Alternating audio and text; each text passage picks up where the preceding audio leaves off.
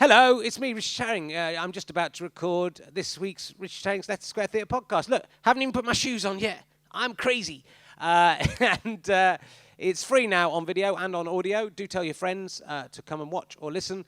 But if you want to help us make more, we need some money. Please go to gofasterstripe.com/badges and make a donation one-off or monthly would be preferable. And then we can carry on making innovative internet content, or you can just buy a DVD of mine from gofasterstripe.com, or if you like, you can come and see me on tour. Go to richardherring.com/gigs for all the information about that. And now, let's watch this week's Richard Herring's Leicester Square Theatre podcast.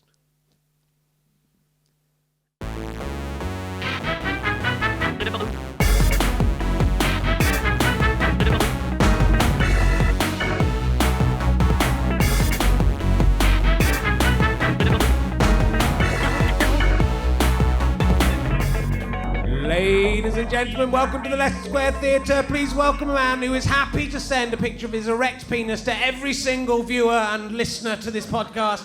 Just tweet me and ask for it and I will send it to you. It's Richard Herring!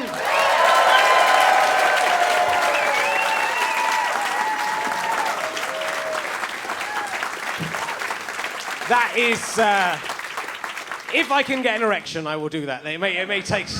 Mate, I'm 47 years old. It may take some time. Fucking hell. Don't get old. That's all I say. Don't get too late. Don't get old. Kill yourself now. That's what I'm saying. Welcome to... It'd be very good for the ratings if you could do it right now. Welcome. Yeah, you're right to boo. That was very inappropriate. Well, we'll just edit that out. We won't. Welcome to Richard Herring's Leicester Square Theatre podcast, or as all the cool kids are calling it, Leicester. Oh, we got some... you're much better than last week's audience. So we're going to come and meet some of the people in the audience who're foolish enough to sit in the front row. This hairy gentleman here is you're a newcomer to the podcast. You've been here before? No. You've never been here before? What attracted you to the Leicester Square Theatre podcast today? I've listened to it a lot. You've listened to it a lot and thought, I want to come along. That's nice. What's your name? Steve, what do you do for a living? Is it to do with the internet and computers? No. Did you get fired from your job? What do you do? I work in a shop while struggling to be a musician. You work in a shop while struggling to be a musician. What kind of shop is it? Is it motorcycle clothing? Because how good? It's Tesco. Tesco, that's good. That's been a bit of trouble, haven't you, recently? The thing is, if I go into Tesco's now, I think, doesn't matter if I nick some stuff, does it?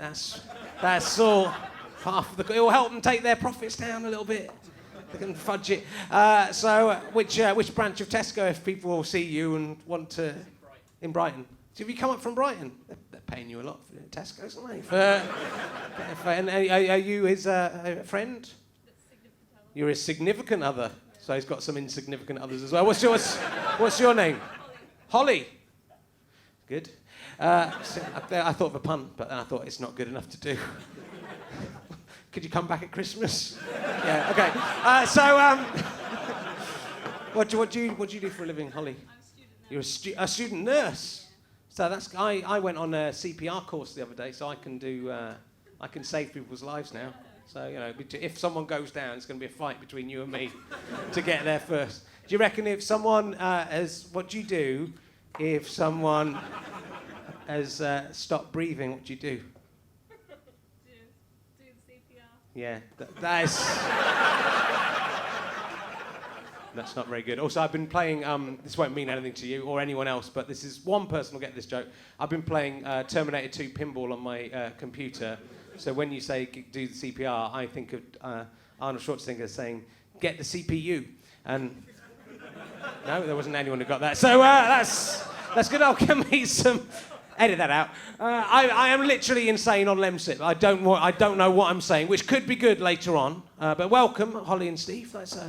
It was Adam and Eve, not Holly and Steve, wasn't it? That's what I say to you two.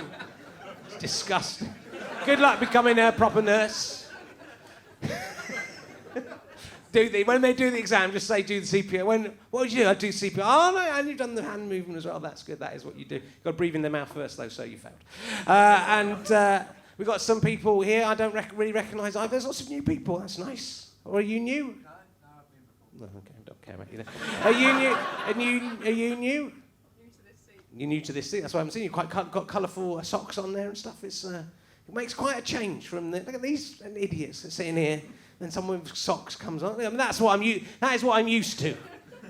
There, people. That is like that is like someone has taken all the features of a Rich Terry's Leicester Square Theatre podcast, and then done a composite drawing of them, and put them in a composite piece of clothing.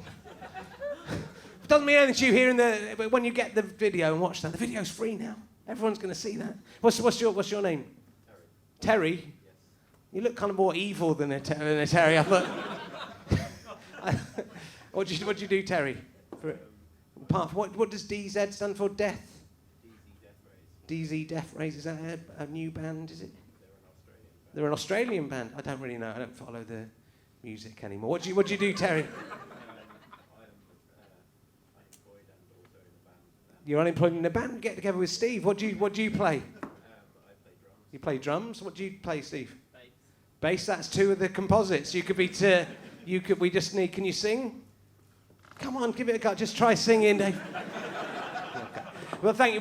You're very welcome for it. It's creating an uneasy tension. Have you ever thought of playing Guy de Gisborne in Robin Hood? Have you ever thought about doing that? Because I think getting the people at home are laughing there, so I'm not. I'm doing this for the people at home. This is for the comedians. So I'm going to crack straight on. We've got fantastic before I collapse and go nuts. Any further. I was showing him my Slytherin notebook earlier on. He was very impressed. Again, I like it. It's got green pages because it's evil. That's what he noted. He is probably best known. What you probably know him for is he played Jeremy in Sex Lives of the Potato Men. That is his best known role. He is also best known as well as the voice of Greg Evigan from This Morning with Richard Not Judy. That is what he is best known for. Never done anything as good as that since. It's all down to the script. Will you please welcome Mark Gatiss, ladies and gentlemen? Amazing, Mark Gatiss. Thank you. Come in, sit down. Love to see you. Pick up a mic. Pick up a microphone. How are you doing? I am wanking as I write this. Hey! He was also Yes, I am wanking as I write this. He was Anthony Hopkins. He was Anthony Hopkins in the TV version of the Anthony Hopkins. It doesn't mean anything to these youngsters. They don't know they're born. I'm not well. I've got a terrible cold. I've got a bad back. But here I am. Yeah, well, I've got a cold. My back's all right. I had a bad back. We're getting on a little bit. We're both. That's why we're here. And getting a little bit. It's Monday night. It is. God. It is. It's nice to be out, though, isn't it? It's nice. But luckily, America's Next Top Model has moved to Thursday, or I wouldn't be here right now. You can record shows now, really. I know, apparently. I've taped it. I bet on audio cassette. I used to audio record Kick Up the 80s and only the bit that Rick Mail was in. That was what good taste Kevin I had. Turvey. Yeah, Kevin Turvey. Yeah, I used to audio tape Ripping Yarns. Oh, yes. Yeah. Yeah, there we go. You kids don't know you're born with digital. Especially the unborn. Over there. So, what do you remember about being Jeremy in Sex Lives of the Potato Man? Do you know, the funny thing is, one of my regular occupations is to purge it from any CV. But it was a strange experience. It was a script that was like fought over. I met so many people who desperately wanted to be in it, and honestly, when we all read it, it was meant to be a sort of kind of dirty Ken Loach film. Yeah. Sort of Carry On Ken Loach, Carry On Kez, and no. It's a good idea. And it just didn't work out that way. But the weird thing is, at least 3 or 4 times a year, someone, usually quite scary looking, approaches me and tells me, on a windswept beach in Northumberland usually, they say, "Oh, that's the bloody potato man, fucking best thing I've ever seen, man." To which I say, "About 11. But it's, I mean, the best thing about it was the first time I properly worked with Julia Davis, and we everything we've done since was kind of because of that. Right. It's often the way, isn't it? But it's amazing. They have an amazing cast as well. Yeah, and it's also the thing I'm proud of is that in the Daily Mail headline that followed his disastrous reception, it actually used the words filth and fury.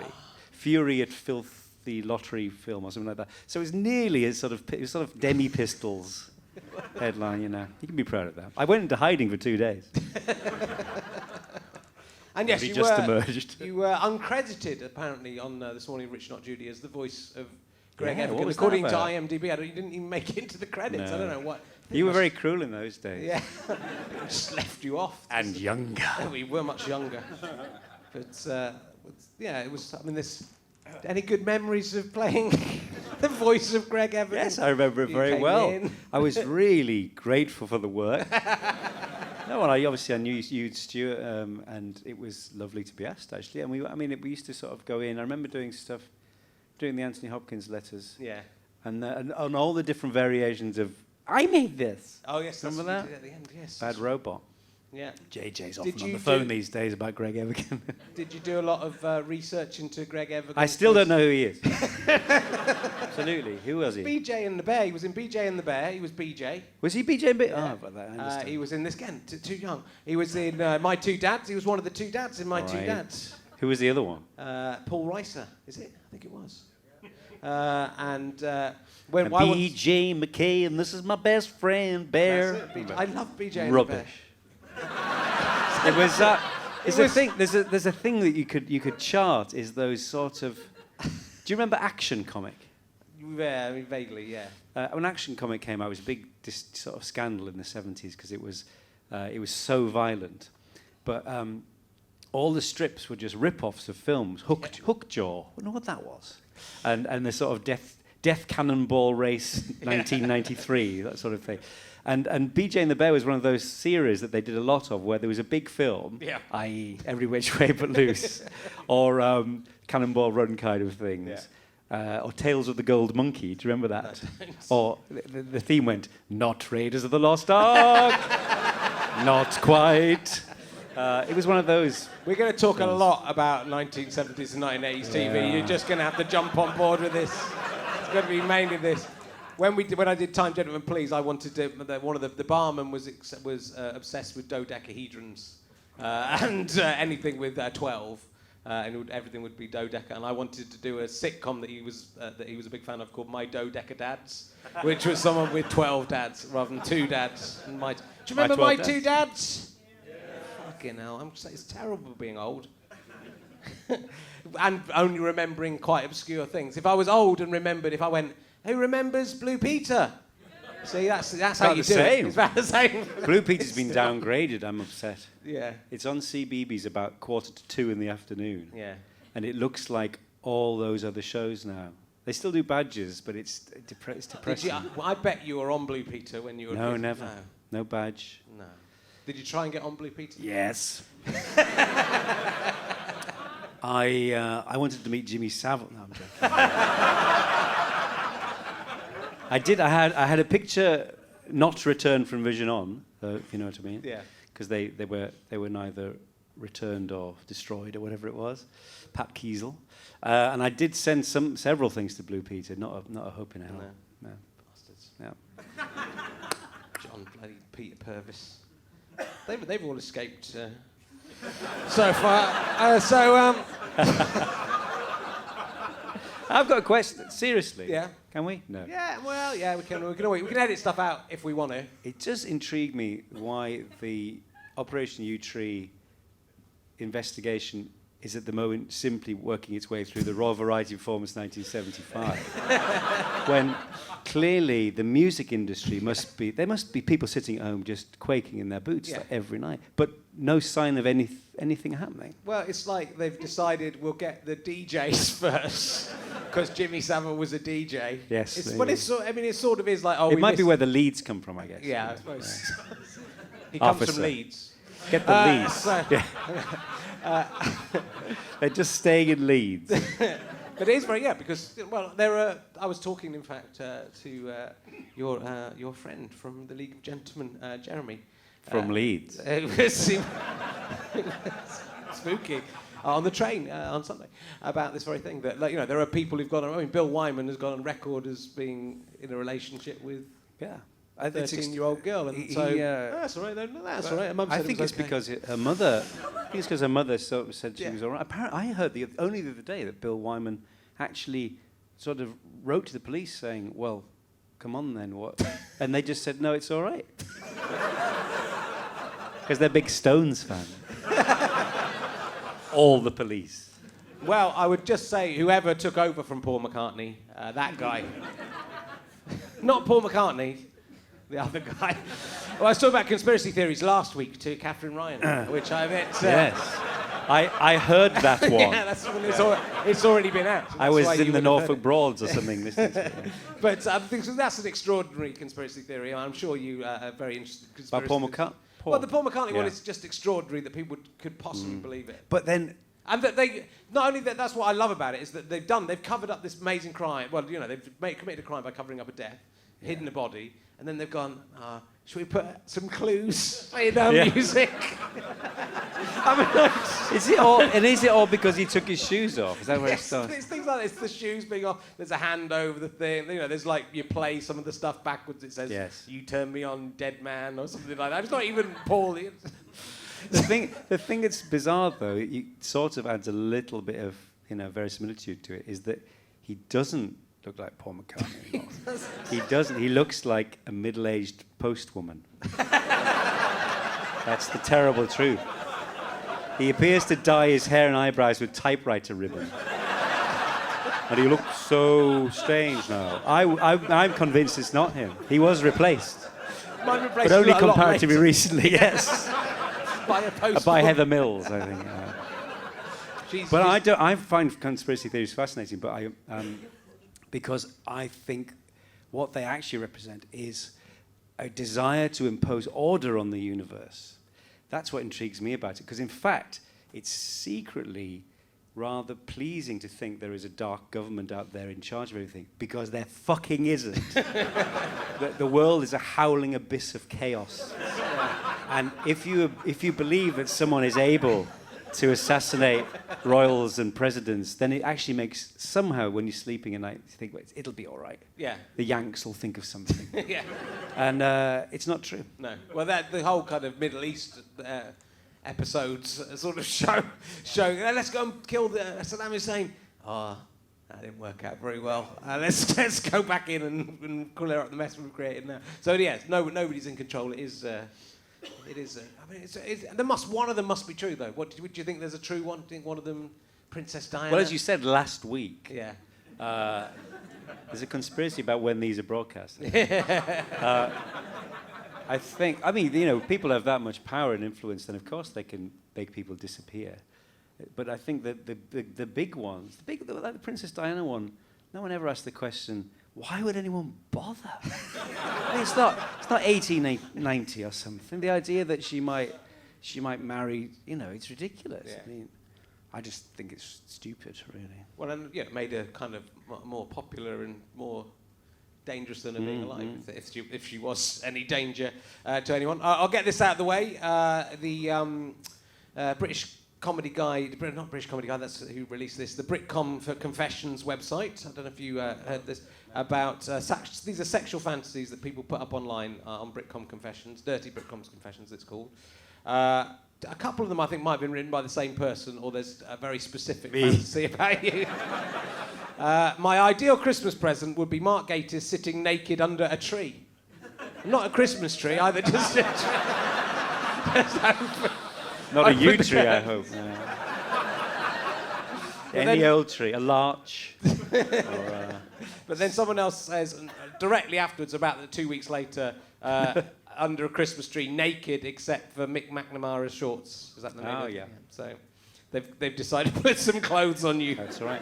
And make it a Christmas tree. Make it better. Someone else says, I have fantasies for every character Mark Gatiss plays in The League of Gentlemen, each profoundly filthy, and I love it. Every character you play. Everyone. Who was that? They're all anonymous, unfortunately. Oh.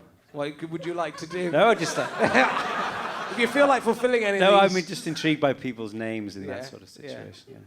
I find myself, this is not me saying this, just to make this clear. I find myself far too distracted in my daily life by Mark Gatiss's incredibly firm arse. Which makes it sound like you're going around waving your arse. I'm trying to get some work. Whoa! Look how firm it is. Well, that's about the size. Is that nice to know that there's people out there? You enjoy No. that? But you write? Have you written? You write under different names, and you've written some erotic. You written some erotica? I did write a thing years ago when I was desperate for money. Yeah. A long time ago, before your day. No, okay. Yeah. And my arse is very firm in this. You write under the pseudonym Sam Kisgar, or sometimes you... No, I did a Doctor Who audio play where I was the master, using the old tried and tested thing of when the master appeared. Sometimes they would make an anagram of the actor's name. Okay. So that's an anagram of my name. You know, you could have gone for R Assmagik. Didn't he write fly fishing? R Assmagik.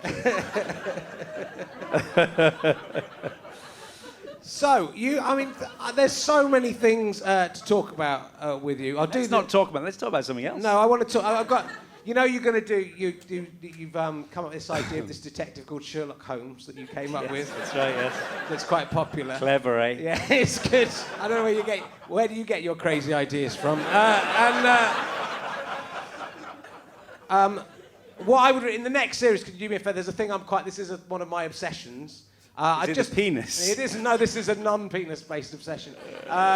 Very rarely. I don't really like the character of Watson in... I don't think it's... And I was wondering if you could replace Watson with Tim from The Office. Okay, so it's then Sherlock and Tim from The Office. I thought he was going to be... I thought you meant you wanted to be in it. No, I don't want to be in it. No, get Tim from The Office. You get Tim from The Office to do it. Yes. But he has to be Tim from The Office. Right. And then you could have, Sherlock would say, "Elementary, my dear Tim from The Office." As long as you use the full name, that would be fine. We used to talk about that, about A Touch of Frost, that he was actually called A Touch of Frost, the character. It wasn't even Inspector Frost, he was called A Touch of Frost. I like that. Yeah. And... Consider it done. Have you thought about doing a bit where they go into a sewer but don't even say it. It stresses me. I get a tweet about that about 38 times a day. Yeah. From you. It is very from me. Have you thought of doing a bit about the lemon entry, my dear Watson? No.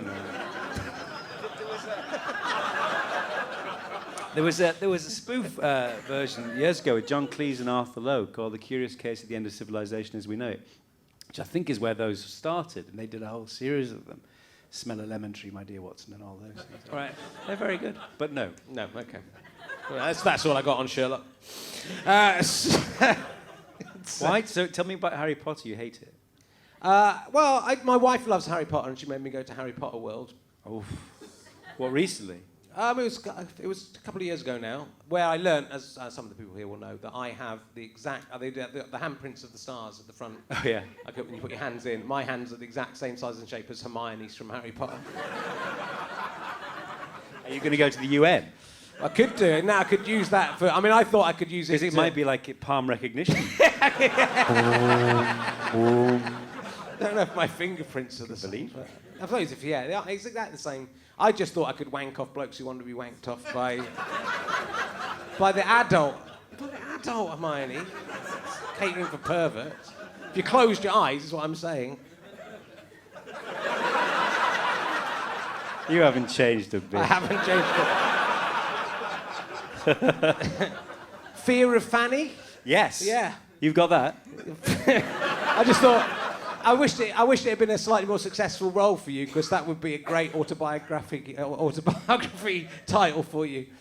Well, yeah, you was in a show called Fear of Fanny, but you were Johnny Craddock. Yes, fortunately, I was going to play Fanny Craddock in Psycho Bitches recently. I couldn't do it, and I would have been possibly the only person who ever would want to play both Johnny and Fanny Craddock. But maybe one day. Well, that was wonderful. I did that with Julia Davis, and it was written by a very old friend of mine.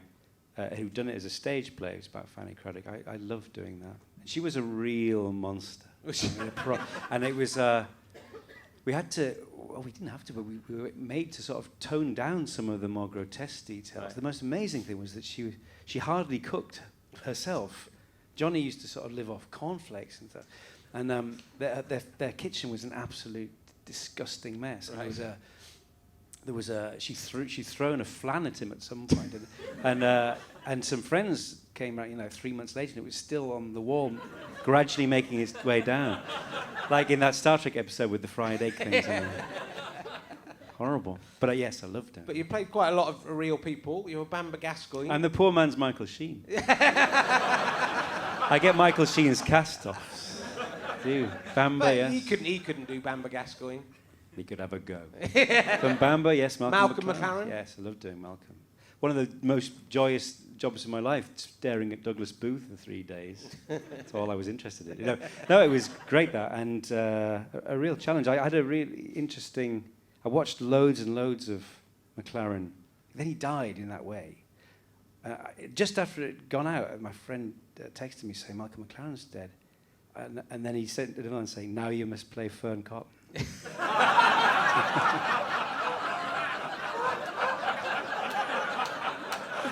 But I found I watched loads of stuff, and I realised that he had the voice of Larry the Lamb. That's how I did it. And also, he talked to people as if he was blind. Very strange. That was my win. He was a strange man. Again, I'm not sure the audience know who any of these people are. Who would win in a fight between Gantok and Professor Lazarus? Well, it would depend if Professor Lazarus had changed into a giant scorpion creature. Yeah. So probably him, I suppose. Okay. Yeah. That was a I used to love that Doctor thing. Who fans there. Not many of them got that. I used to love that thing. We used to play that as kids, didn't we? Who would win out of? Yeah. Yeah. Who would win in a fight between Gantok or Agrado from All About Money? Agrado. Okay. Yeah. Who would win in a fight between... can't read what I've said. Is it a Slytherin spell? What is it? What were you in Frankenstein? Detweiler. What? You're in Frankenstein. Yes, What part do you play in that? I've got a little bit in the new Frankenstein. What's the character's name? He's called Detweiler. Detweiler. It's a bit like Ernest Thesiger in The Bride of Frankenstein. I insisted upon blue spectacles and a German accent. It's kind of incredible because you're getting to do all the things that I imagine you wanted to do as a slightly nerdy child, yes. I'm guessing, growing up. Yes, all of them. I've got about 1.5 left, and then I'm off. I'm retiring. Because you're obsessed with H.G. Wells, am I right? Do you like H.G. Wells? Love H.G. Wells. Men on the Moon. First Man on the Moon, and Doctor Who, and Sherlock Holmes, and all sorts of things. I tell you what's interesting, I don't know if you find this age the same age, but I really like having the luxury of sort of changing your mind about things. Yeah. You actually, you are sort of who you're going to be by the time you're 8, I think. And I collect fossils. I used to collect fossils, and I've sort of got into it again. A lot of the things that made me happy when I was little still make me very happy. I think because they put you in a kind of quiet, happy place. But equally, I think you're allowed to sort of say, oh, I'm not going to do that. I don't like that film anymore, or something like that. I think it's really refreshing. And strangely, having been a completely grotesque, horror-obsessed, morbid child, I'm slightly sick to death of the fact that it's now everywhere. And I don't mean that in a My Favourite Band's Too Popular way. Yeah. It's like there was such a drought in the 80s, 90s on TV of fantasy series. Yeah. Now it's back to how it was in the 70s. It's an absolute staple. But there's so many of them, I just can't be bothered. I mean, I can't watch American Horror Story. But you're in all of them. Yeah, that's a Venn diagram of my retirement. Yeah. But no, you know what I mean. Obviously loads of them are really good, but there's just so many vampires, so many zombies, so much gothic horror. American Horror Story, which I'm sure is fantastic, but the third one is sort of set in a dark carnival, and I think, I fucking have enough of this. So I got interested in other things and sort of slightly straighter things, you know. Right. Yeah, and so now being involved in Doctor Who, which again, when we were kids was like massive, and then got taken off their air for all that time and seemed insane, and then has come back as this sort of different and 21st century thing. But to be now in charge of it is like a massive responsibility. Right? Yes, but I'm not. Well, I mean, to be in charge of writing episodes. Yes, and creating it, and like people take it so seriously on you look at Twitter when any Doctor Who episode, and people are furious about things or delighted about things. Do you feel that responsibility? No, you don't care? No, I do care very much, but I care the way that I think it's important that people have always cared, i.e. which is to make a fantastic program for its audience. If it contradicts something that happened in an episode in 1967, then someone will find a way of making it work. But if you're 8 and you never even knew there was a show before Matt Smith, then it absolutely doesn't matter. It does not matter. You've got to make something for your audience on that evening. Obviously, I mean, I am we, as opposed to not we. There's no Kinder fans in tonight. But I'm totally immersed in every little bit of the lore of it. But I think you have to make it as a living, breathing program for the 21st century, not be hidebound by how it was. I tell you what really fascinates me as well is when you get really angry fans. I want to sort of sit some of them down and say, well, what do you actually want? What do you want? And in fact, I think the answer would be, I want it to be like it was when I was 8. Yeah. And it can never be that. And really, people struggle because they want the show to grow up with them, when in fact it can't, because it's not for them anymore. If they still like it, that's great. Yeah. But it's for the kids who will now be saying, in 10 years' time, well, it's not like it was when Peter Capaldi was in it. Because that's what always happens. Yeah. And if you had to have sex with one of the Doctor Who monsters, which one? One of the Doctor Who monsters? Oh, an Axon, definitely. Okay. Can you remind me what that is? Because no. They're a race of beautiful golden humanoids in tight-fitting clothes. I know which one it is. Yeah, that's a good choice. Yeah. Okay. So, and are you going to be in Game of Thrones? Have you filmed that already? I was in Game of Thrones last year. Yes, I've just. Because I've seen you in Game of Thrones. Yeah. My mind had gone back a year in my life. You've done some more though. No trouble. I have done some more. Yes. Yeah. Yes. Good. What happens in this? Can't tell you. Because we're going to get rid of. It's good. We're going to get rid of Sky Atlantic, so I need to know what happens. Can't tell you. It's good because I don't understand all the ins and outs of it. What people do. Yeah. It's a bit like being in Doctor Who if I didn't know anything about Doctor Who, because I don't know very much, and people ask me quite detailed questions, and all I do is tap my nose. In fact, I tell you what I do. I directly quote that sketch you used to do. Which is one of my favourite things. I watch do you not see? I watch it. I watch Game of Thrones all the time, and I like Game of Thrones, but I can't remember the name of a single character in it, and or remember most of the people in it. Apparently, George R. Martin, the writer of the books, has a man. No, he doesn't keep it. But there's a man in Minnesota or someone who literally knows everything. And if he gets stuck, he rings him up and he'll just tell him. What's the name of that bloke? Yeah. He was in the one... The King. Is he still alive, that one, or did we kill him? I can't remember anymore. That's what Shakespeare's Dark Lady was, It was like a sort of super fan. Yeah. He used to keep in a cage and poke, say... Have I done this plot before? And she'd say, yes.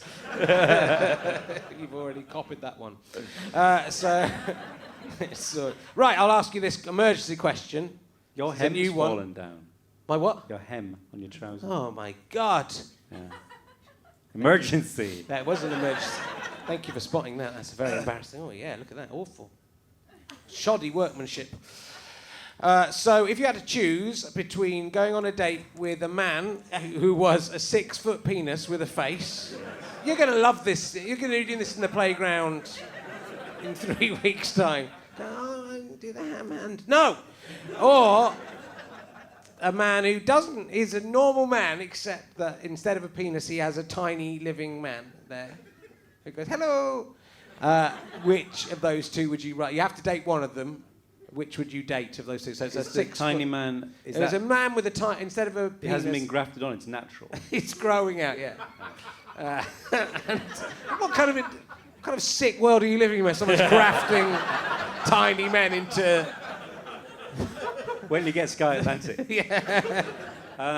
How handsome is the big man? Well, he's a what, the big penis No, man? no, He's the proper Oh, man. the man. with the The big ordinary penis man is out of the question. Well, the man, he's better looking than a penis.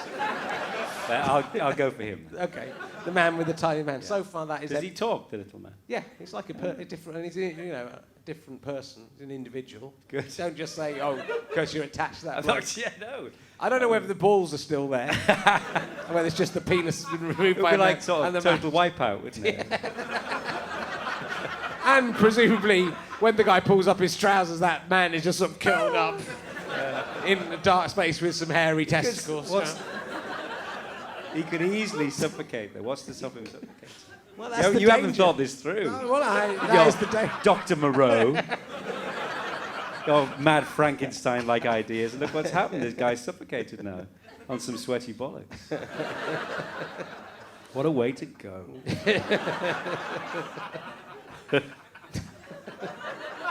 So I'm quite obsessed with time travel, which I kind of don't, weirdly, I don't even really think of Doctor Who as a time travel programme, for some reason. I don't know why. That's what it is. Because that's what it mainly is, right? Yeah.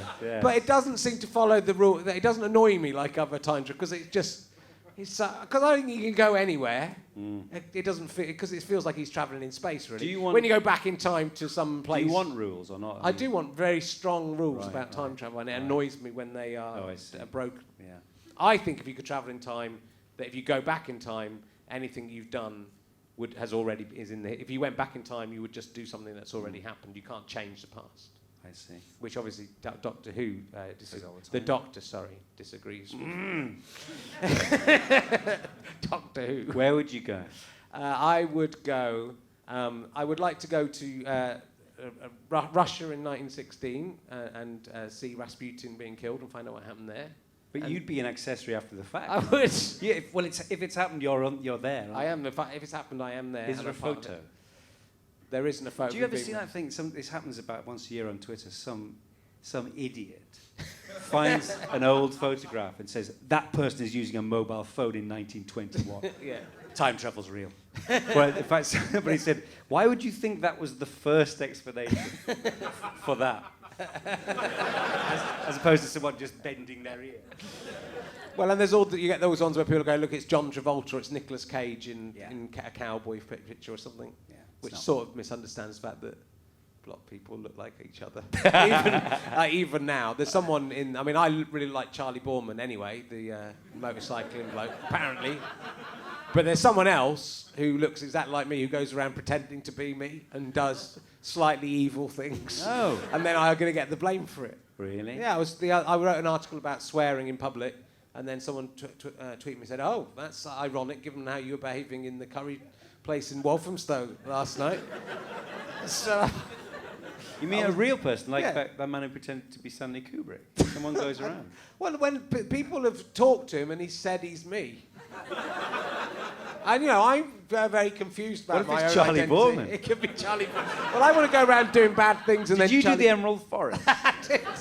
He was good You were looking. very We didn't good. look like each other then. I only look like him now.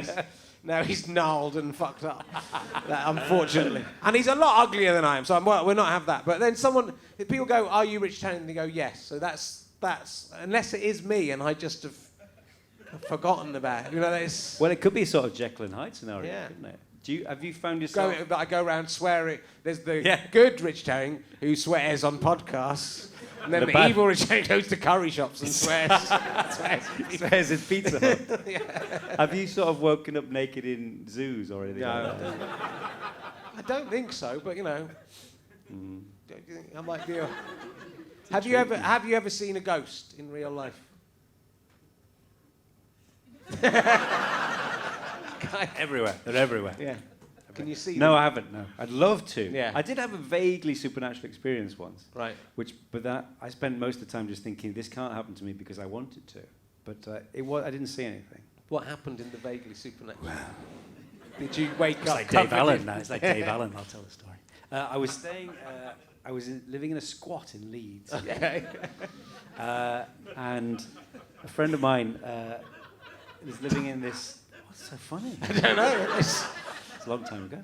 A friend of mine had an attic room in a 4-story Victorian house. He went away for the summer holidays, and he let me stay there for 3 months, which I was very grateful for at the time. And it was odd. I was on my own, which wasn't very nice, but in this room. And a few odd things started to happen. There was a very strange smell of pipe tobacco, which kept coming and going. Right. Very odd atmosphere, as if I'd come back and opened the door, and it was like the room had just had loads of people in there, all jumped out the window. Very odd. I just thought it was preying on my mind. And then one night, in the middle of the summer, it was so hot, I was asleep on top of the bed, and I woke up and all the lights were on, and it was so cold I could see my breath in the air. And I rang my friend Roger the next day, and he obviously picked something up, and he said, "Are you okay?" I said, "Yeah, I didn't sleep very well." And he said, "Have you seen it yet?" He did. I said, "What do you mean?" He said, "Oh, I think the room's haunted." I said, "Yes, I think I might be as well." So it was odd, very odd. And eventually, months after I left Leeds, this bloke came round to his house for dinner, who was very pretty. I remember that about him. His name was Christian, but he was popularly supposed to have some sort of, second sight, and as they used to call it. And he hadn't been told anything about this, and he went wandering around the house, and he went right up to the top, and he came back downstairs and asked Roger if there was anything odd about the place, and he was quite non-committal because he didn't want to give him any clues, and he just said, this guy said, "Well, there was someone waiting on the threshold of your room, and they're still there." Good, isn't it? That's the closest stuff, but I didn't see anything. That's a ghost. It's a proper ghost. He's smoking a pipe. Yeah. Got lots of friends. Yes. It's like a ghost surprise party. That Do sounds you like here we go. believe- Oh Yeah. fuck! It's not him. Get out. But if you were a ghost, that's probably what you'd do. Yeah, You must yeah. get very boring. Yeah. Do you believe in ghosts? No. Do you believe in Yvette Fielding? Yeah, I do believe. I don't. Don't believe. What was that? I desperately wanted to go in Most Haunted, just so in the middle of one of those, nighttime footage things, I could just go, "It's just dust. It's dust. Turn the lights on. It's dust." What was that? I've had a problem with the idea of never die. If you never die, Yes. then what happens? I mean, how long do you go on for? So if Until you're you a see- ghost, you have to walk into the light. Yeah, but if you're a ghost, well then where are you going then? If you Somewhere else. Well, exactly. I think it's So a bit where like, do it's like a sort of just- magician's camp that you come out and you round the back again. You go, here we go again. But it's sort of, to get over the idea of death is quite a frightening. The idea of ceasing to exist is quite frightening. Yes. But the idea of never ceasing to exist is much more terrifying. Don't you think? Yes. To go on. When I was a kid, I've always been terrified of dying. I'm not now, actually. Well, I don't want to die, and I refuse to die. But I'm not frightened anymore. But I used to think immortality would be the thing I'd wish for when we got those 3 wishes. Yeah. Along with time travel, which are the things which aren't going to happen in our lifetime. I've now discovered. But I don't think so. No. I think we kind of. If I could travel in time, I'd go into the future because I'd love to see what happens when we make it. But the idea of sort of, as is always done in vampire films, the idea of sort of traipsing around, going shopping, things like that. And the other thing that intrigues me about being a vampire is at some stage, without asking, you become arch. You have to. You never ever see a dumpy vampire who likes pastels. You don't. Somebody says, "Look, we only wear velvet. We only wear." It's like a Duran Duran video. Just get used to it. And if we're gonna have a big party where we lure some prey in, then I'm gonna sit like this. And at some stage, I'll probably put a big black coat on. It's a goth thing. You become a goth. That's the worst curse of being a vampire. You become a goth. I went to a thing in New York recently called Queen of the Night.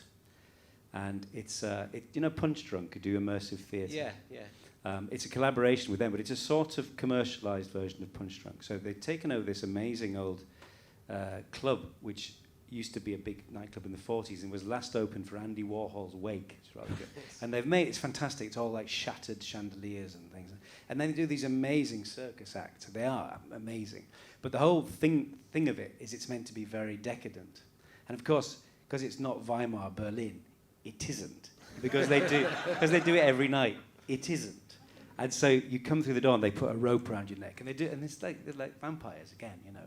And they're just going, what's the most bizarre place you ever had sex? And it just makes you so English.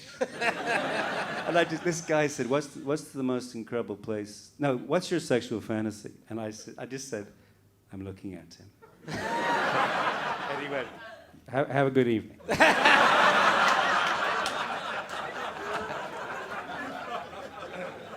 So if you went on the Brit Comedy Confessions and just respond, because you can do a response, you go, yes, okay.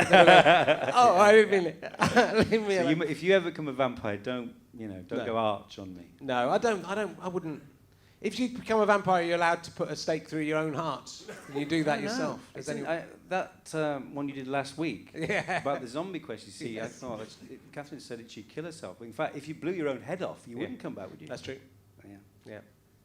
But she didn't really know enough about it's really interesting that zombies have completely changed. Romero changed zombies from, voodoo, Haiti, all that kind of thing into the Walking Dead like that. It's a very interesting case of a monster that's completely changed its sort of MO, really. Yeah. And that Night of the Living Dead version has become what zombies are. As you say, it's slow. Yeah. And brain eating, that's all they ever do. Yeah. I don't see what they get out of it. Never explained. And like the problem I have with zombies is they kind of want to eat you, but they only make new zombies if they just bite you and you then don't eat you. Does the bite make you into a zombie? Yeah, it depends on the film, doesn't it? It does, but basically, I've been watching a lot of The Walking Dead. I've watched four series of that in about in a month, so I'm just obsessed with that. But yeah, basically, if you get bitten, in that, if you get if you get splattered with blood, right, you should. So it's like a disease then. Yeah, but do you die and then come back, or do you just? Well, in The Walking Dead, spoiler alert. I don't know if I can say really. People are going. Don't listen if you haven't watched more than one series, The Walking Dead. The virus is actually in everyone, so regardless of whether you get... regardless, you become a zombie the minute you die. Well, not the minute, as soon as you're dead, and then you're dead for a bit, and then you come back as a zombie. I'm deleting Netflix. Ruined. Yeah. Good. How would you cope? Would you be all right in a zombie apocalypse? No. It's depressing. It'd be depressing. I think you'd have trouble getting up in the morning, wouldn't you? You would. I mean, all that. I think like triffids and things. I could cope with that. There's something quite adventurous about that. But I guess it would definitely. All the people who would get off on it, and I think there are such people who probably do wish to be a zombie apocalypse because it would make them feel important. Yeah. But after about 48 hours, they would be sick to death of it. Yeah. They'd be sick of the blood and the fact, no one's putting the bins out, which is the great leveller. It is. Scottish referendum, zombie apocalypse, very similar. Well, if you want to kill loads of people, if you want to kill loads of people, zombies is good, is good because you can shoot loads of people in the head. Yeah. But again, I think you would after a while. In The Walking Dead, there's a lot of zombies. I think they would thin out after a while. What are the survivors planning to do? Are they trying to get to an island? Well, they're just trying to survive, really. They're just trying to get by. And then they find places they can go, and then, annoyingly, everywhere they go, you think, oh, this is going to be all right. To be honest, I watched The Walking Dead, and I really want them just to find somewhere nice and set up a nice life, and then the rest of it just to be about them being happy. You're definitely 47 now. No zombies coming in. Survivors? Remember Survivors? I do. I was obsessed. Me too. Obsessed. It was the first thing that I wasn't allowed to watch, but that I would, you'd see the opening. All I really remember about is the opening titles. Terrifying. which was a guy coughing and getting on a plane and then dropping the thing, and everyone falling. Yeah. Brilliant. But there was something in that which is never really talked about in these apocalyptic things, which is that it's a Terry Nation series in the 70s where an unnamed virus kills 98% of the world's population, so tiny pockets of survival. And about episode 6, the people we've been following meet the great Dennis Lill, who's formed a sort of commune. And for like 2 episodes, it's a bit like a dark version of The Good Life. Because they learn how to sort of use a loom and stuff like that. But then there's this really interesting stuff comes into play where he says, well, I'm going to have to impregnate all the women here. And it's really very interesting. But then the fantastic thing is, they go off because they find a radio beacon or something. When they come back, everyone's died of food poisoning. Because that's what would happen. Yeah. You know? Or typhoid or something. And it's like that's the least. Surviving is the least of your concerns. You know.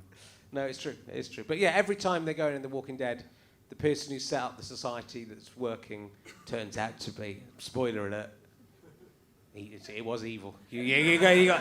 They turn out to have gone mad with power and just you just think, well, why one person would have set up a nice society? David Morrissey, David Morrissey is fantastic in it. Is Morrissey in it? He is. I wish he was. See, if Morrissey set up, if it was David Morrissey setting up one town and then the next town was Morrissey, I think the Morrissey town, I mean, it would be a bit racist and stuff, but it would be... Latterly. Latterly racist. Towards the end, but it would be all right, wouldn't it? Because everyone would be vegetarian and it would be getting on with each other. Cups of tea. Yeah. I listened to his autobiography on a plane recently, which David Morrissey reads. And I didn't listen to it all, but it's very good, but it's very self-indulgent. He obviously didn't have an editor, but it's interesting. The journey, he's taken quite a journey as Stephen Patrick Morrissey. Yes. And did he just get David Morrissey to read it because I think it was the editor's idea. Right. But he was a Scouser. I'm sure he wouldn't be happy about that. There's a Spinal Tap thing, isn't it, where it's there's great works of literature read by someone with the same name as the author. So it's just that. I'm going to ask you another emergency question. I'm going to ask one of the old ones because I sense the audience have turned against me. See, people hate change. They do. Hate it. But you know, if I don't change stuff, one bloke on Twitter will go, "Oh, Richard Herring doing this same question again," and I care about that one bloke. I want him to be happy.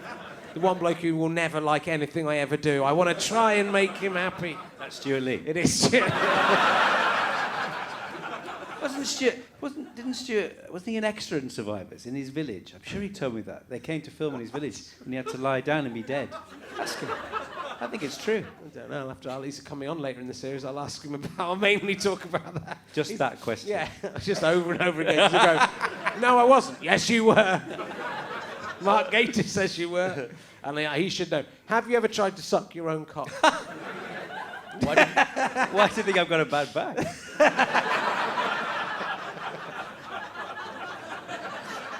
Good.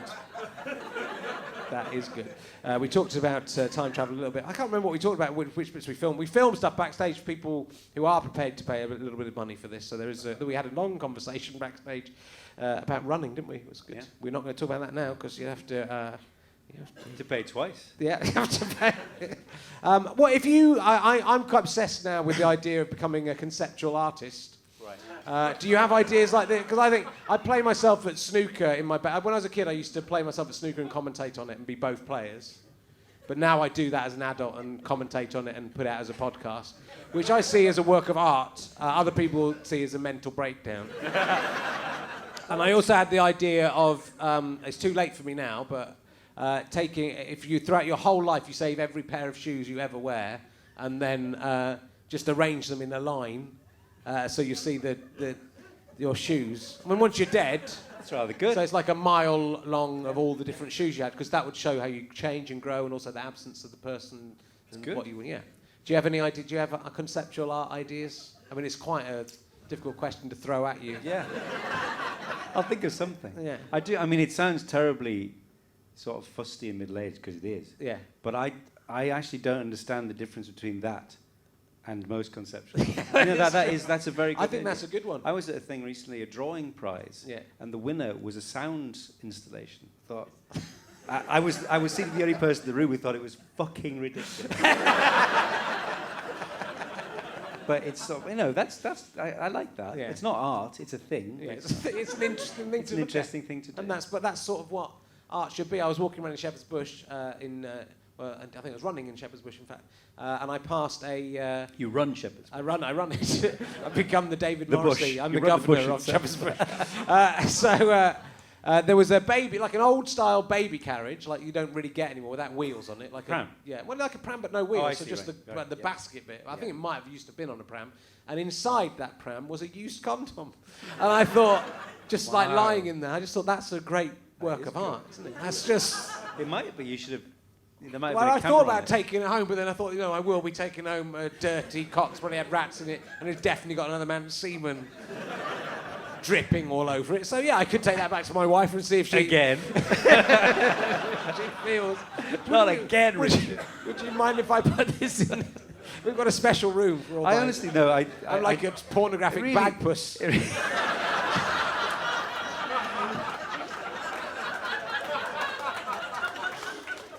But Richard loved it. I do find it. I'm really intrigued by that idea. It's like, who decides? Yeah. They decide. I actually wanted to do a Doctor Who once called the they. Right. 'Cause we always say, well, they found this thing. They've discovered. Who are they? It's them. They're over there. The they.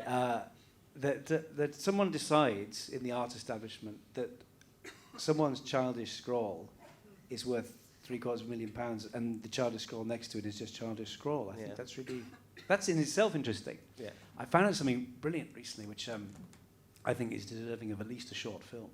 That the Mona Lisa was not the most famous painting in the world until it was first stolen in 1885, I think, something like that.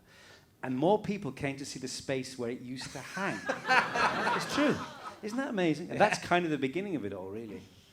It's a concept. Yeah. The absence of the Mona Lisa. I think that's it's rather beautiful. Yeah. But it's not art. It's silly. It's just people being silly.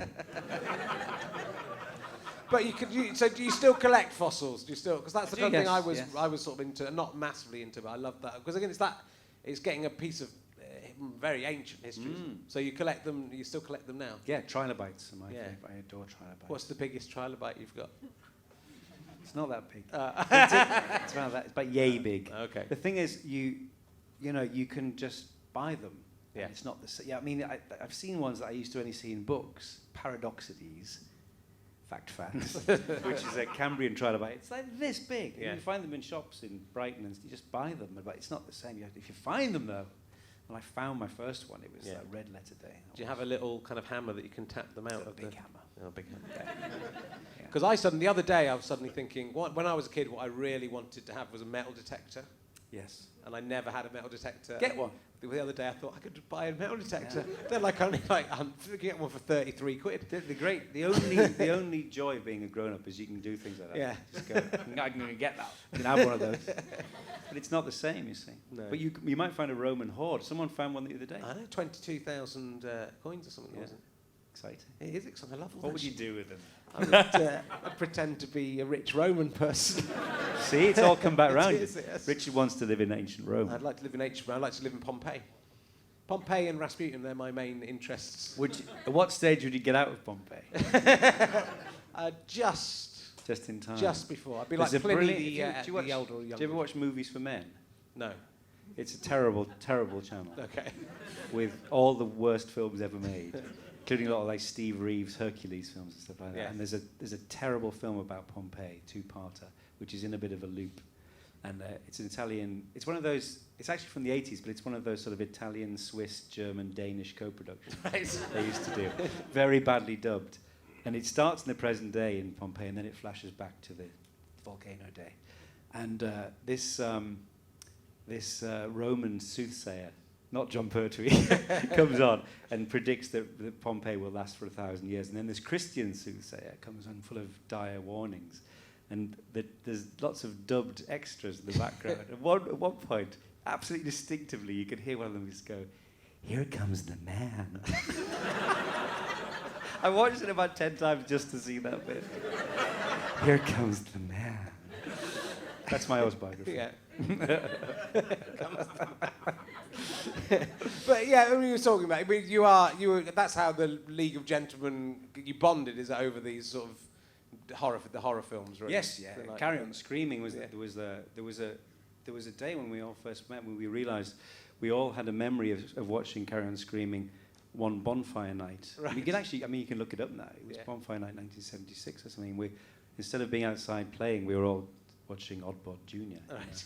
These things are formative, as you know. Yeah. And are you you're meeting all the Legal Gentlemen guys on Yes, Thursday, I understand. There we are, yes. I really do my research. Yeah. So that's the first time you met up for? No. I've just been working with Steve all over the summer. But all four of you together? Yes, it's been a while actually. And are you making plans? We are making plans. Yes. For Nigel. Because Jeremy Dyson was saying he wasn't sure what you would do or what people would want. But I don't think you didn't really. You kept it. You didn't do too much stuff together, you know. So I think like there would be a real hunger for more stuff. So. I mean, it's early days. It's a possibility. Yeah. But we did a charity gig last year. That's right. Yeah. For the Royal Free. And it's weird. We get those sort of requests all the time, and we never do them. We suddenly just did. Yeah. And we just did a few old sketches, and it was lovely. And our old tour manager was in the wings, and you could hear the chings in his my favourite bit was that we did the Indian restaurant sketch, you know, and we always used to do this bit where Reese is trying to think of which fruit goes up the Scotsman's arse. And when we were on tour 38,000 years ago, we just used to improvise something every night depending on where we were in the country. And for this gig, Steve says, see Monty Python are getting back together. I said, yeah. Do you reckon they'll do any new material? I said, no, it's just be a load of old men doing the same old shit. And then the three of us just sort of stared into space. Seemed to go down well. But yeah, well, I saw that you do. I saw the Canal Cafe version of the League of Gentlemen. Way back. Yeah. So it's. That's well, and it's 20 years ago now.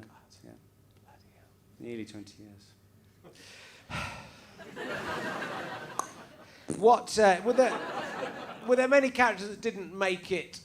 Because Jeremy was talking the other day about something he did that then Garth Marenghi came out and it was a bit the same. He did this character called Mick Horror. Yeah. Who was it's based on Sean Hudson. Right. Robin Ince knows all about this. His Yeah. bad books. The horror writer. He wrote the famous series of books about slugs. Right. Night of the Slugs and that sort of thing. And likely horror monsters. And it was like a sort of... We basically just wrote loads of his books, as it was. And I found one the other day, and it absolutely made me cry with laughter, because they're sort of vaguely naughty, and then horribly graphic. But rather than, rats or bats or something, it's slugs.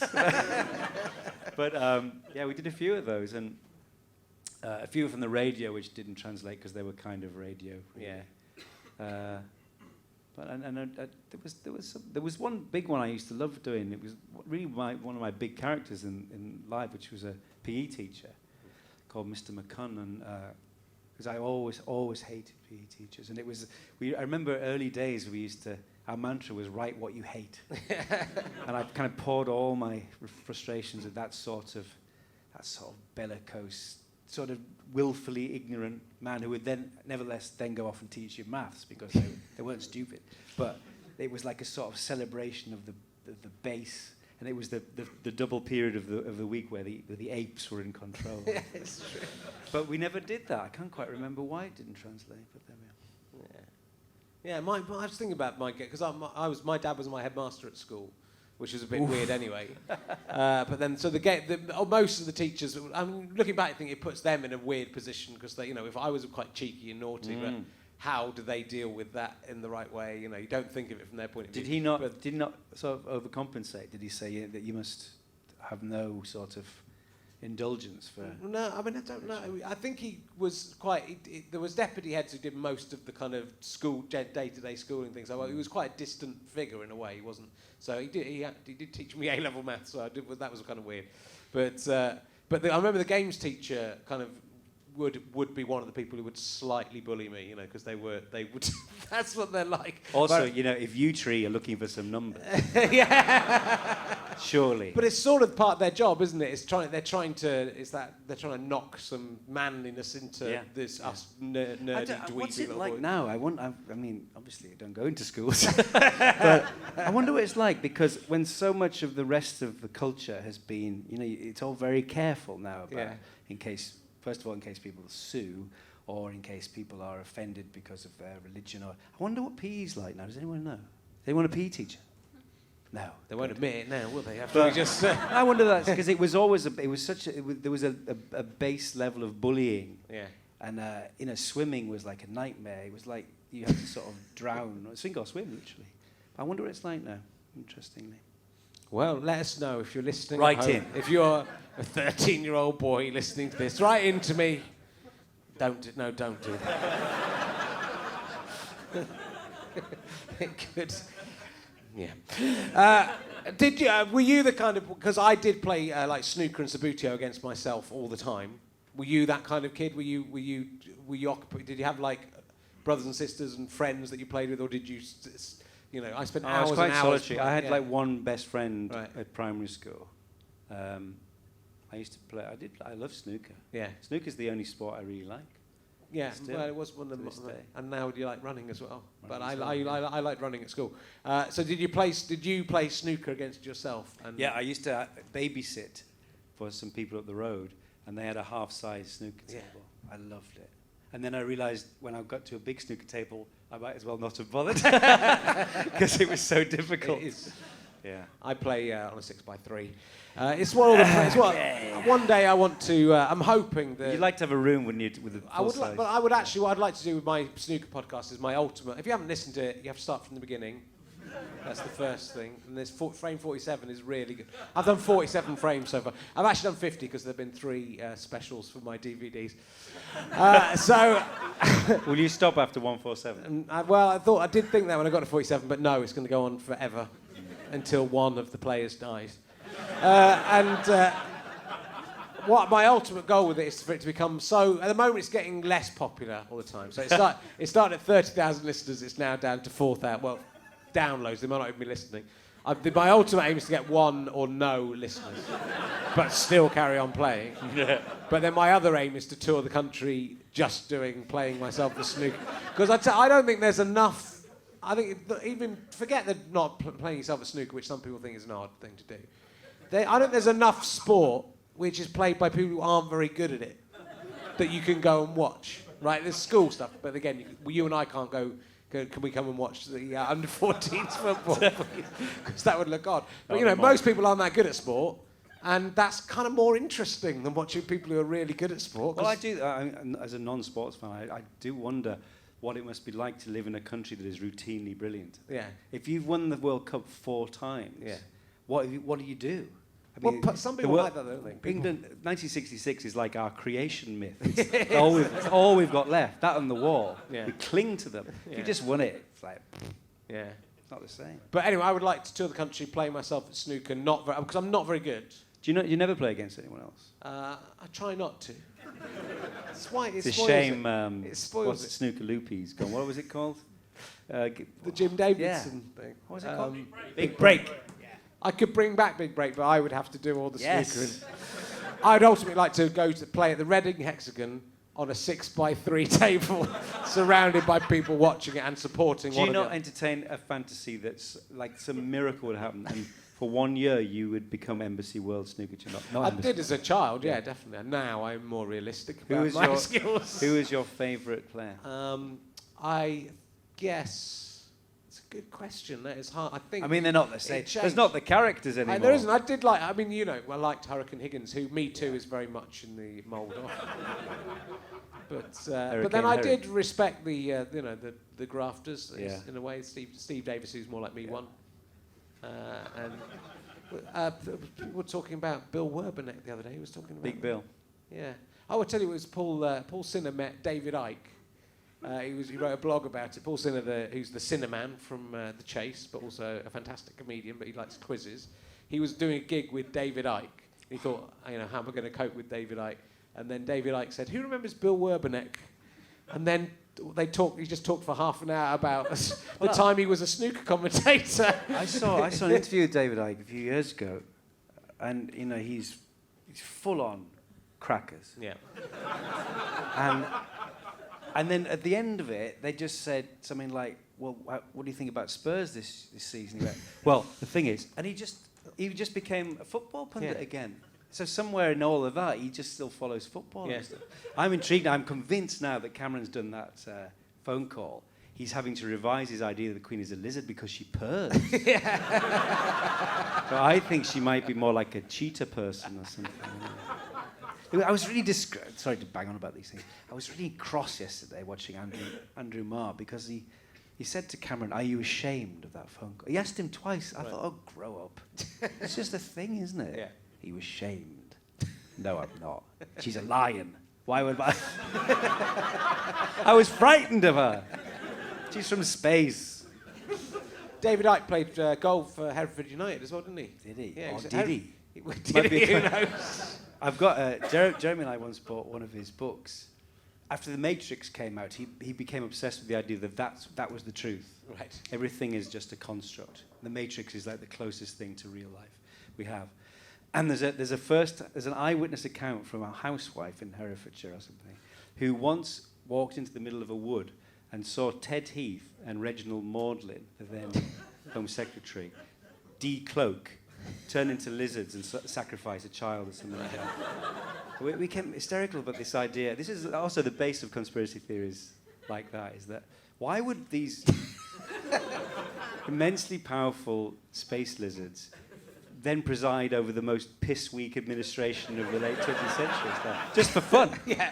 And why would they take over a planet and then not just go, "Well, we're in charge now. Yeah. Here's our real lizard form"? Why are they going to the trouble of dressing?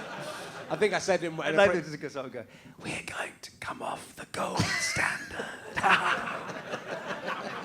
The IMF can fuck themselves. What about a 3-day week?" It's good, isn't it? This is a lot more admin than I was expecting. Let's go back. No, we can't. I've got the clothes now.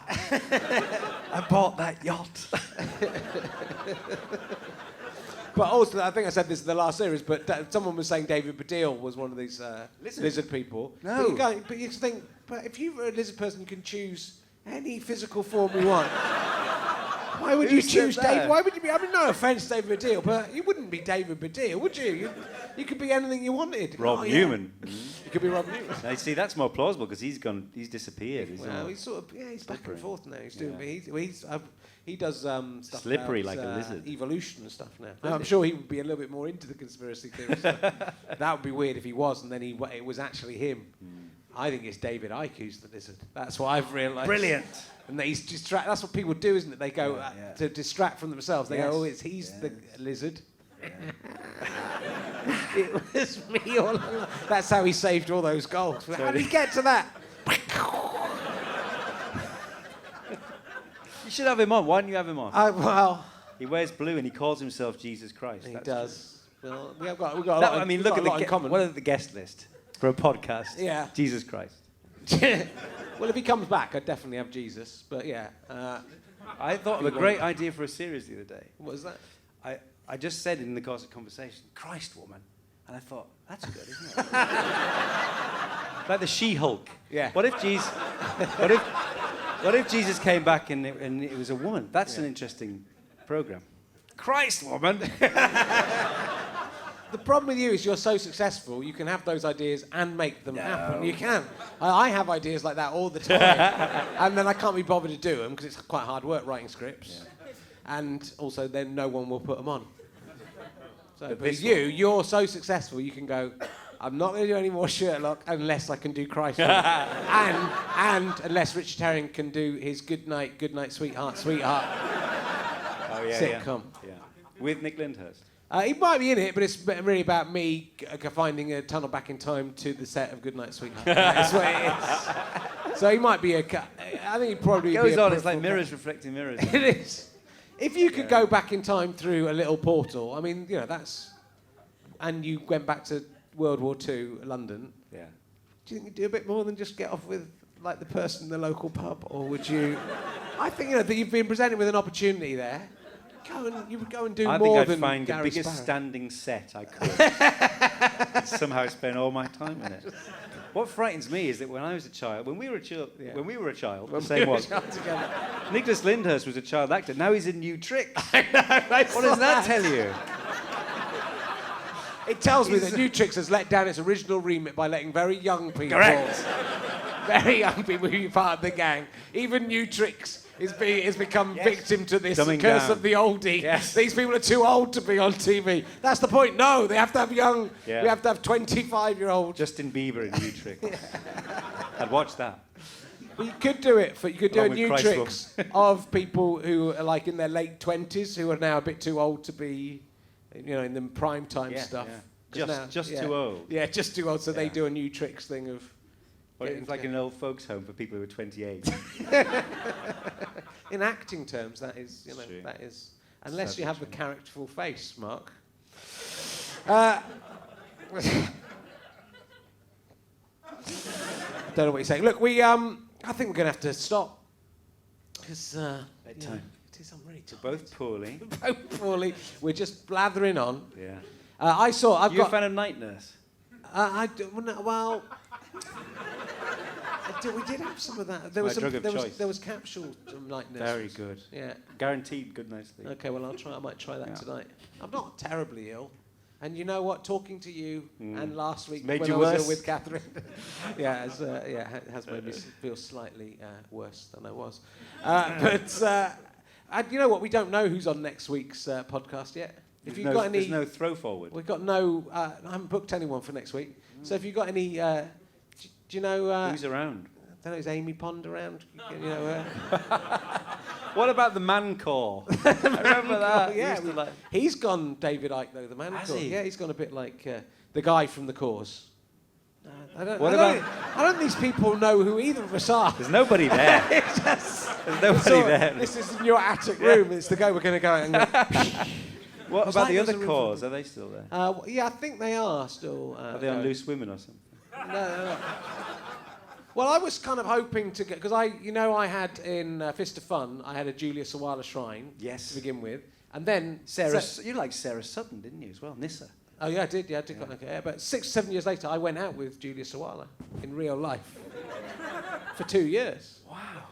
But then, What was this that morning, like? it was kind of weird. Not intimate. And then it was sort of a strange thing to happen. Did you feel like sort of Rupert Pupkin?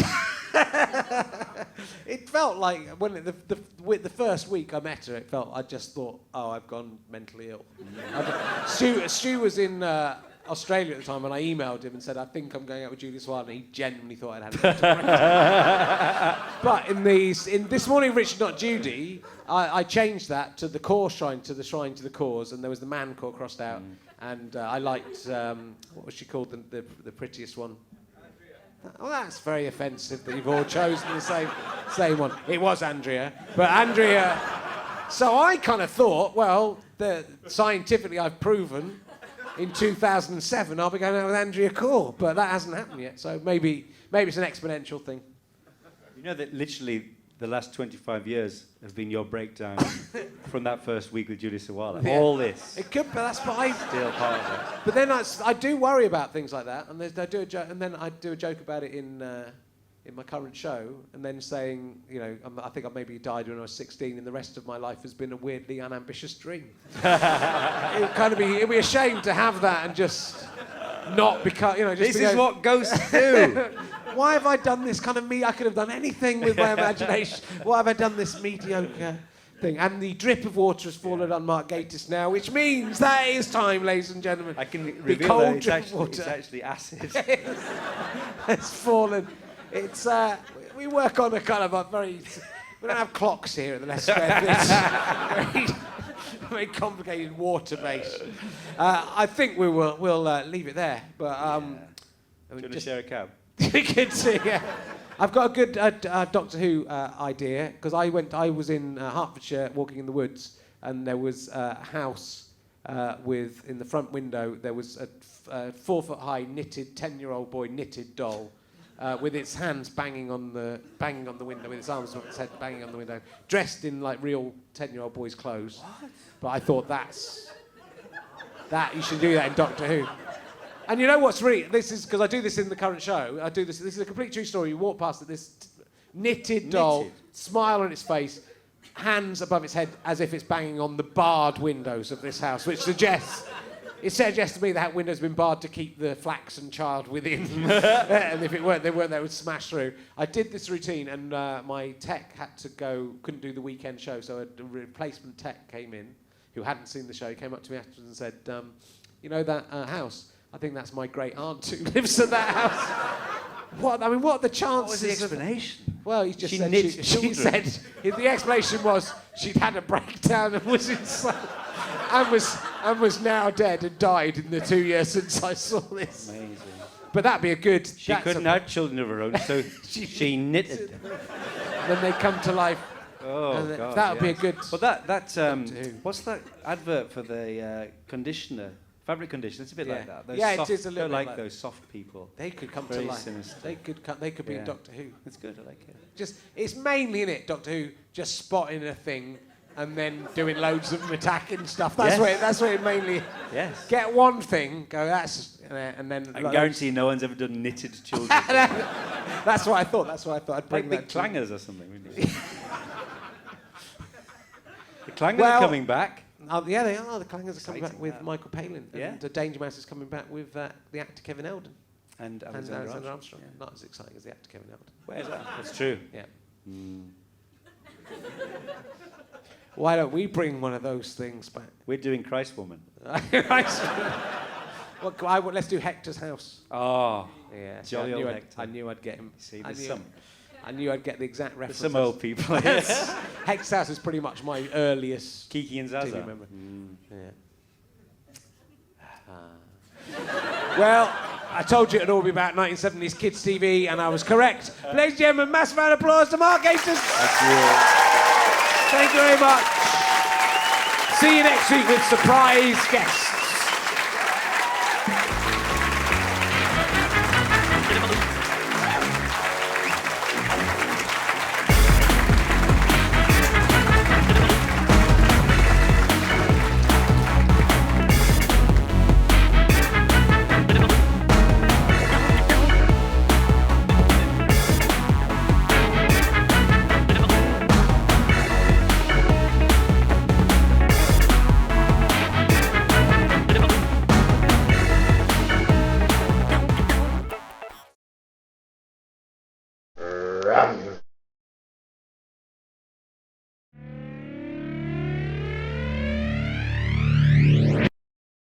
How'd you like them sky potatoes? Thank you for watching. That was this week's Richard Chang's Leicester Square Theatre podcast. I still don't have any shoes on, but how? How did I do the show with no shoes on? Oh, the Shrek fell out of my pocket. There he is. Sorry, a Shrek fell out of my pocket. The Shrek. If you've enjoyed this, please tell your friends about it. Spread the word.